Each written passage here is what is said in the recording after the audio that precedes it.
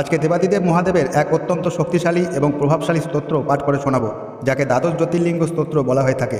বলা হয় যদি কারোর জীবনে নানান সমস্যার সৃষ্টি হচ্ছে বা সংঘর্ষের মধ্য দিয়ে জীবন কাটছে, তাহলে সেই সব ব্যক্তিদের শিবের প্রার্থনা ও তাকে প্রসন্ন করার জন্য এই দ্বাদশ জ্যোতির্লিঙ্গ স্তোত্র পাঠ করা উচিত। তাতে করে ভগবান শিব সেই ব্যক্তির উপর প্রসন্ন হন এবং তার সকল মনস্কামনা পূর্ণ করেন।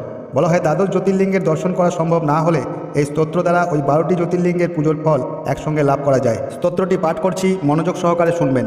সৌরাষ্ট্র সোমনাথং চ শ্রীশৈলে মল্লিকার্জুনম উজ্জয়িনাং মহাকালমঙ্কারং মমলেশ্বরম পরল্লা বৈজনাথং চ ডাকিয়ান্নাং ভীমশঙ্করং সেতুবন্ধে তু রামেশং নাগেশং দারুকা বনে বারণাস্যাং তু বিশ্বেশ্বং ত্রয়ম্বকং গৌতমী তটে হিমালয়ে তু কেদারং ঘুষেশং চ শিবালয়ে এতানি জ্যোতির্লিঙ্গানি স্বয়ং প্রাতঃ পঠেন্নর সপ্তজন্মকৃতং পাপং স্মরেণ বিনশ্যতি।